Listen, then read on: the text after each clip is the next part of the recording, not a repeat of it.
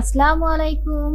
আবারও চলে এলাম নতুন একটি ভিডিও নিয়ে তোমাদের জন্য। আশা করি তোমরা সবাই অনেক অনেক ভালো আছো। 1 আওয়ার লার্নিং চ্যানেলটির পক্ষ থেকে ষষ্ঠ শ্রেণীর সকল বন্ধুদেরকে আমি জানাচ্ছি অনেক অনেক শুভেচ্ছা ও স্বাগতম। তো আজকে আমরা যে বিষয়টি নিয়ে আলোচনা করব সেটা কি? ষষ্ঠ শ্রেণীর বাংলা, তাই না? ষষ্ঠ শ্রেণীর বাংলা তৃতীয় অধ্যায়ের কোন পরিচ্ছেদ বলো তো? মনে আছে? তৃতীয় অধ্যায়ের দ্বিতীয় পরিচ্ছেদটি নিয়ে আমরা আলোচনা করব। তাহলে চলো দেখে আসি কি আছে আমাদের এই পরিচ্ছেদে। কেমন? তার আগে যারা এখনো আমাদের এই চ্যানেলটি সাবস্ক্রাইব করনি তারা শীঘ্রই চ্যানেলটি সাবস্ক্রাইব করে ফেলো, কারণ তোমাদের সাবজেক্ট রিলেটেড সকল প্রকার ভিডিও তোমরা কন্টিনিউয়াসলি আমাদের এই চ্যানেলটিতে পেয়ে যাবে। তাহলে আজকে আমরা কি শিখবো? আজকে আমরা শিখবো বিপরীত শব্দ। ঠিক আছে? এর আগের চ্যাপ্টারে আমরা কি শিখেছিলাম বলো তো? এর আগের চ্যাপ্টারে আমরা শিখেছিলাম প্রতিশব্দ, রাইট? আচ্ছা, এবার আমরা শিখবো বিপরীত শব্দ। তো বিপরীত শব্দ এখানে দেখছি একটা ছক দিয়েছে, তাই না? আচ্ছা, ছকটা কমপ্লিট করার আগে আমরা চলো জেনে নেই বিপরীত শব্দ কি, কাকে বলে, কি কি শব্দগুলো আসলে বিপরীত শব্দ। ঠিক আছে? তো দেখো এখানে দিয়ে দিয়েছে যে বিপরীত শব্দ বুঝি। আচ্ছা, কি লিখেছে দেখি। যেসব শব্দ পরস্পর বিপরীত অর্থ প্রকাশ করে সেগুলোকে বিপরীত শব্দ বলে। যেমন ধনী গরিব, সৎ অসৎ, বড় ছোট ইত্যাদি। তাহলে কি বুঝলাম? যেসব শব্দ পরস্পর কি বিপরীত অর্থ প্রকাশ করে। যেমন কি বলতো? ধরো আমি তুমি, এটা কি বিপরীত শব্দ হলো না? আমি আমার বিপরীত শব্দ কি? তুমি, তাই না? ঠিক তেমনি ধনী, যে ধনী তার বিপরীত শব্দ কি হবে? গরিব। সৎ, তার বিপরীত শব্দ কি হবে? অসৎ। বড়, বিপরীত শব্দ হবে ছোট, তাই না? তাহলে যেসব শব্দ পরস্পর বিপরীত অর্থ প্রকাশ করে, হ্যাঁ, পরস্পর বিপরীত অর্থ প্রকাশ করে, মানে একটা শব্দ দুটা শব্দ দ্বারা যদি আমরা একটা কিছু বোঝাই, তাহলে প্রথম শব্দ দ্বারা যে অর্থ প্রকাশ করবে তারপরের শব্দ দ্বারা ঠিক তার বিপরীত বিষয়টা প্রকাশ করবে। বুঝে গেছে? অর্থাৎ প্রথম শব্দ দ্বারা যে বিষয়টা বোঝাবে দ্বিতীয় শব্দ দ্বারা ঠিক তার বিপরীত অল্টারনেটিভ একটা বিষয় বোঝানোকেই কি বলে? বিপরীত শব্দ। ঠিক আছে? আচ্ছা, কি বলছে? নিচে কিছু শব্দ এবং তার বিপরীত শব্দের উদাহরণ দেওয়া হলো। চলো আমরা শব্দ এবং তার উদাহরণটা দেখে নিই, তাহলে আমাদের জন্য আরো একটি সুবিধা হবে পড়তে, তাই না? ওকে, এখানে কি দিছে? এই যে শব্দগুলো এখানে দিয়ে দিয়েছে, এখানে বিপরীত শব্দগুলো দিয়ে দিয়েছে। তাহলে আমরা একটু শব্দ আর বিপরীত শব্দগুলো পড়ে নেই। কেমন? এখানে কি লিখছে? অধম, উত্তম। দেখেছো? অধম, অধম আর হচ্ছে উত্তম। অধম মানে হচ্ছে যে একদমই কি বলে? নিকৃষ্ট। উত্তম, যে একদম উত্তম, মানে অনেক বিশাল ব্যাপার স্যাপার, মানে অনেক বড় একজন ব্যক্তিকে বোঝানো হয়েছে। ঠিক আছে? অধম একদম নিচু টাইপের একজন ব্যক্তিকে বোঝানো হয়েছে, আর উত্তম হচ্ছে একদম মানি, হ্যাঁ, সম্মানী গুণী মানী ব্যক্তিকে বোঝানো হয়েছে। আচ্ছা, অল্প বেশি এটা তো তোমরা বুঝবাই। তারপর কি বলছে? আপন, হ্যাঁ, পর, এটাও বুঝবা। আয় ব্যয়, হ্যাঁ, উঁচু নিচু, উপস্থিত অনুপস্থিত, উপস্থিত অনুপস্থিত এটা তো বুঝোই। হ্যাঁ, আচ্ছা, তারপর কি লিখছে? খাঁটি, বিপরীতে কি? ভেজাল। খুচরা, পাইকারি। আচ্ছা, খুচরাটা কি? খুচরা হচ্ছে ধরো ছোট ছোট দোকান থেকে আমরা এই যে ছোট ছোট কেনাকাটা গুলো করি না, যেমন ধরো ধরো 5টা চকলেট কিনলাম বা 2 প্যাকেট চিপস কিনলাম, তারপরে না হয় 1 বক্স চকলেটই কিনলাম, হ্যাঁ, তারপরে এই ধরো অল্প কিছু কলা কিনলাম, 2-3 হালি কলা কিনলাম, হ্যাঁ, এই 2-1 কেজি আলু কিনলাম, 2-1 কেজি চাল কিনলাম, এই টাইপের ছোট ছোট পরিমাণে জিনিসপত্র যে দোকান থেকে আমরা কিনি সে দোকানকে কি বলে? খুচরা দোকান। ঠিক আছে? খুচরা দোকান। আর এই খুচরা দোকানের যে লোক, অর্থাৎ এই বিক্রেতা, তার দোকানে যে জিনিসগুলা নিয়ে আসে, তাই না, তাকেও তো কোনো একটা জায়গা থেকে এগুলো কালেক্ট করতে হয়, তাই না? জিনিসপত্র তার যে যে জিনিসগুলা সে বিক্রি করবে, সে বিক্রির জিনিসপত্র যেমন চকলেট, আইসক্রিম বা চিপস, চাল ডাল, হ্যাঁ, আলু লবণ তেল, এগুলো তো সে তার দোকানে কোন একটা জায়গা থেকে নিয়ে আসে। তাহলে কোথা থেকে নিয়ে আসে? এই যে পাইকারি বাজার। ঠিক আছে? পাইকারি বাজার থেকে বা পাইকারি দোকান থেকে সেই খুচরা বিক্রেতা নিয়ে আসে। কারণ এই খুচরা আমরা যদি দোকান থেকে 1 কেজি চাল কিনি, তাহলে এই খুচরা বিক্রেতা এই পাইকারি দোকান থেকে কম করে হলেও 50 কেজি চাল তো কিনবেই তার দোকানের জন্য, তাই না? তো 50 কেজি বা তারও বেশি, হ্যাঁ 100 কেজি চাল কিনবে। তো এই খুচরা বিক্রেতা কি করে, পাইকারি বিক্রেতার কাছ থেকে অনেক পরিমাণে পণ্যদ্রব্য কেনে, ঠিক আছে?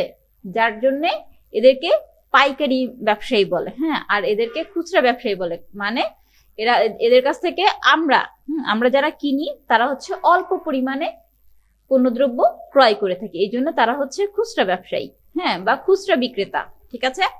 এটা হচ্ছে খুচরা বিক্রেতা, আর এটা হচ্ছে পাইকারি বিক্রেতা, ঠিক আছে? তারপরে কি বলছে, জয় পরাজয়, এটাও তো তোমরা জানো। জ্ঞানী মূর্খ, ঠিক আছে? তারপরে কি লিখছে, ভিতর বিপরীত শব্দ বাহির, ভীরু সাহসী, মুখ্য গৌণ, লাভ ক্ষতি, সরব নীরব। সরব মানে কি? সরব মানে হচ্ছে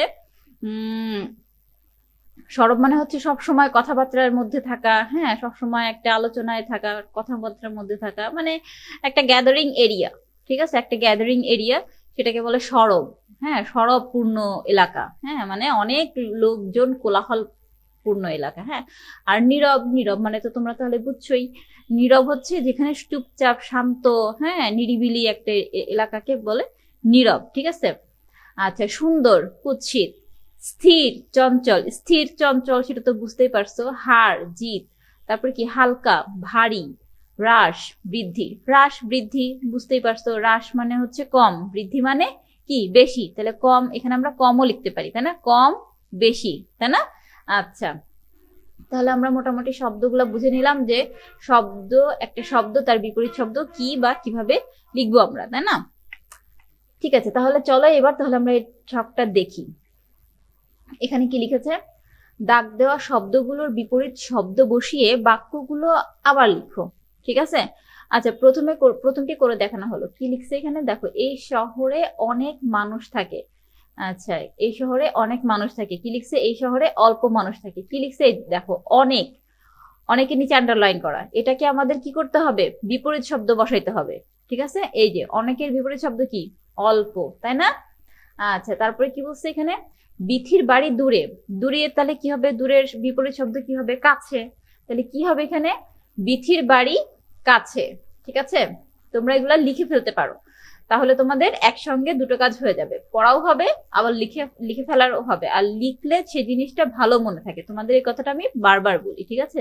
যে কোনো জিনিস তোমরা মুখস্থ করার চাইতে যদি সেই জিনিস বারবার করে লিখো আর পড়ো, তাহলে সেই জিনিসটা কিন্তু দ্রুত মনে থাকবে, দ্রুত বুঝতে পারবে, দ্রুত মনে থাকবে, ঠিক আছে? তারপরে কি লিখে আছে পড়ি, শুকনো খাবার আমার পছন্দ, পছন্দের বিপরীত শব্দ কি, অপছন্দ, তাই না? তাহলে কি লিখতে হবে, শুকনো খাবার আমার অপছন্দ, হয়ে গেল। তারপরে কি লেখা, আজ গরম পড়েছে, কি পড়েছে, গরম পড়েছে, গরমের বিপরীত শব্দ কি হবে, ঠান্ডা, তাই না? তাহলে এখানে আমরা কি লিখবো, আজ ঠান্ডা পড়েছে, তাই না? তারপরে কি লিখেছে, তিনি ঘুমিয়েছিলেন, হ্যাঁ, ঘুমিয়েছিলেন, ঘুমের বিপরীত কি, জেগে থাকা, তাই না? ঘুমের বিপরীত জেগে থাকা। তাহলে আমরা এখানে কি লিখবো, তিনি জেগে আছেন বা জেগেছিলেন, তাই না? এখানে ছিলেন লিখেছে, তা আমরাও ছিলেনটাই লিখবো, তিনি জেগে ছিলেন। আচ্ছা, এই জমি উর্বর, এই জমি উর্বর, উর্বর মানে কি, উর্বর মানে হচ্ছে একটা জমিতে যখন ফসল ভালো হয়, হ্যাঁ, তার মানে বুঝতে হবে ওই জমির মাটি, হ্যাঁ, ওই জমির মাটিটা অনেক ভালো, পরিপুষ্ট, হ্যাঁ, অনেক অনেক ভালো। তো সেই ভালো অর্থে জমিটার মাটি ভালো, জমিটা ভালো, তাই সেই ভালো অর্থে এখানে উর্বর শব্দটা ব্যবহার করা হয়েছে। তাহলে আমরা এখানে উর্বরের জায়গায় কি লিখবো, অনুর্বর, হ্যাঁ, উর্বরের বিপরীত হচ্ছে অনুর্বর। তাহলে এই জমি কি, অনুর্বর। আচ্ছা, ভালো কাজ করব, এখানে কি লিখবো তাহলে, খারাপ কাজ করব, ভালোর বিপরীত কি, খারাপ, তাহলে কি হবে, খারাপ কাজ করব। তারপরে কি লিখছে, তুমি যাও, যাও এটার বিপরীত শব্দ কি, আসো, তাই না? তাহলে কি বলবো আমরা এখানে, তুমি আসো, ঠিক আছে? আচ্ছা, তারপরে কি লিখেছে, ছেলেটি চালাক, এখানে আমরা কি লিখবো, ছেলেটি কি, বোকা, তাই না? তারপরে এখানে কি লিখেছে, কুকুর বিশ্বাসী প্রাণী। আমরা তাহলে বিশ্বাসের বিপরীত শব্দ কি বলতো, বিশ্বাসের বিপরীত শব্দ হচ্ছে অবিশ্বাসী। ঠিক আছে, অবিশ্বাসী। তাহলে আমরা এখানে কি লিখবো? কুকুর অবিশ্বাসী প্রাণী। তাহলে আমরা মোটামুটি আমাদের ছকটা কমপ্লিট করে ফেললাম, তোমরা নিশ্চয়ই লিখে নিয়েছো। ঠিক আছে, ওকে। তাহলে চলো আমরা পরবর্তীতে পড়ি কি আছে। লক্ষ্য করো বিপরীত শব্দ বসানোর ফলে বাক্যগুলোর অর্থ বদল হয়ে গেছে। হ্যাঁ দেখেছো, অবশ্যই এগুলোর কি অর্থ বদল হয়ে গেছে। যেমন এই শহরে অনেক লোক, অনেক মানুষ থাকে, এখানে কি লেখা হয়েছে? এই শহরে অল্প মানুষ থাকে। মানে যেখানে অনেক বোঝানো হয়েছিল এই বাক্যটাতে, এখানে অল্প বুঝাইছে, তাই না? মানে এখানে অনেক লোক থাকে, তো এখানে অল্প লোক থাকে। বাক্যের কিন্তু অর্থ চেঞ্জ হয়ে গেছে, এটা কিন্তু ঠিক, তাই না?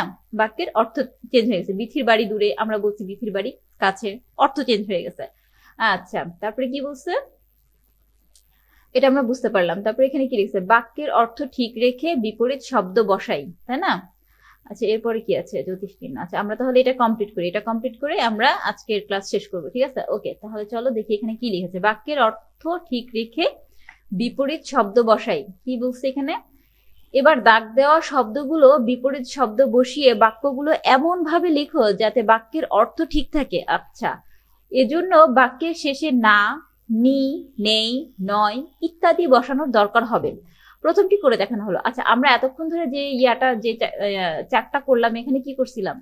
এখানে এই বিপরীত শব্দটা চেঞ্জ করছিলাম, যার জন্য কিন্তু অর্থটাই চেঞ্জ হয়ে গেছিল, তাই না? ছেলেটি চালাক, আমরা বলেছিলাম কি ছেলেটি বোকা, মানে অর্থটাই চেঞ্জ হয়ে গেছিল। কিন্তু এখানে কি বলছে? অর্থ চেঞ্জ করা যাবে না, অর্থ চেঞ্জ করা যাবে না। অর্থ চেঞ্জ না করে তোমাকে কি বিপরীত শব্দ ব্যবহার করতে হবে। ঠিক আছে, তাহলে সেক্ষেত্রে আমরা কি ব্যবহার করতে পারি? না, নি, নেই, নয় এগুলো কি বাক্যের শেষে আমরা ব্যবহার করতে পারি, তারা এখানে আগেই বলে দিছে। ঠিক আছে না? তাহলে চলো আমরা দেখি এখানে কি বলতে পারি আমরা। এখানে দেখো কি আছে। এই শহরে অনেক মানুষ থাকে। ঠিক আছে, এখানে কি লিখছে? এই শহরে অল্প মানুষ থাকে না। ঠিক আছে, অল্প মানুষ থাকে, আমরা বিপরীত শব্দ এখানে ব্যবহার করছি কি? অল্প। অনেকের জায়গায় অল্প ব্যবহার করছি, কিন্তু দেখো অল্প মানুষ থাকে যদি বলি তাহলে কি পুরো অর্থটাই চেঞ্জ হয়ে যাচ্ছে না? তাহলে এখানে আমরা কি বলবো? না দিব, যাতে কি আমাদের এই অর্থটা চেঞ্জ না হয়, তাই না? অর্থটা চেঞ্জ না হয়। এখানেও যা বলছে আমরা এখানেও তাই কিন্তু বলা হয়েছে, তাই কিন্তু বলেছি। কি বলছি? এই শহরে অনেক মানুষ থাকে, এই শহরে অল্প মানুষ থাকে না।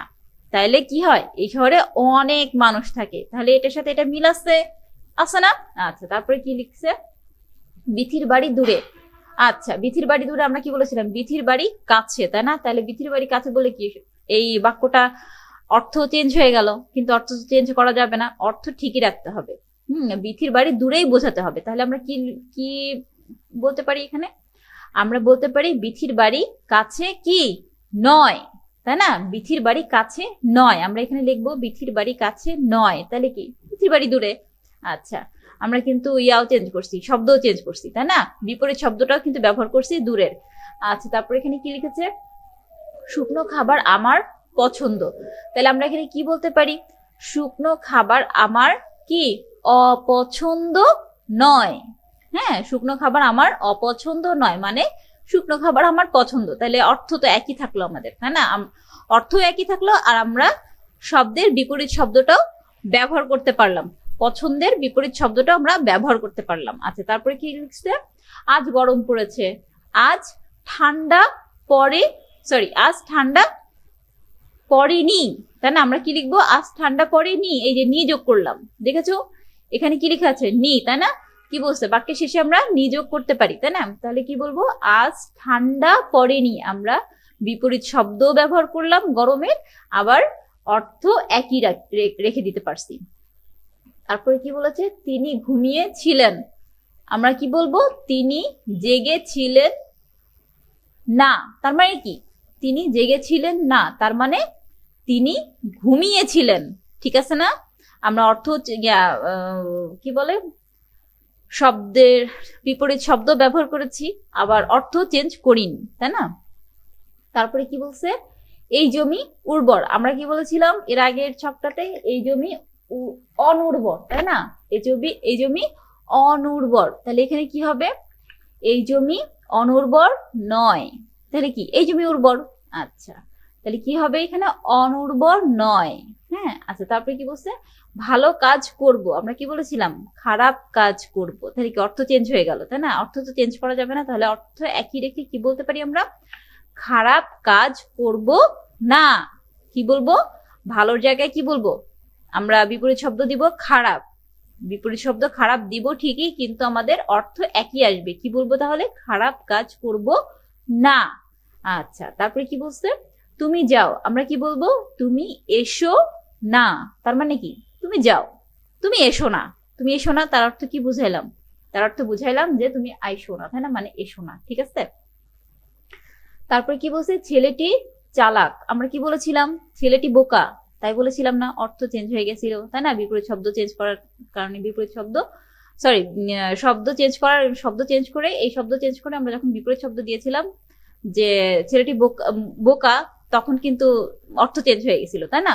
তাহলে আমরা এখন অর্থ একই রাখবো কিভাবে? ছেলেটি চালাক, ছেলেটি বোকা নয়, তাহলে কি অর্থ একই থাকলো? ছেলেটি বোকা নয়। আচ্ছা, কুকুর বিশ্বাসী প্রাণী, আমরা এখানে কি বলবো তাহলে? বলতো, আমরা এখানে বলবো কুকুর অবিশ্বাসী প্রাণী নয়। ঠিক আছে, কুকুর অবিশ্বাসী প্রাণী নয়। আশা করি তোমরা বুঝতে পেরেছো। এভাবে তোমরা এই ঘরগুলাতে লিখে ফেলতে পারবে। ঠিক আছে, তাহলে পরবর্তীতে আমরা তৃতীয় পরিচ্ছেদ জ্যোতি চিহ্ন টপিকটা নিয়ে আলোচনা করব। সেই পর্যন্ত তোমরা সবাই অনেক অনেক ভালো থাকবে। আল্লাহ হাফেজ।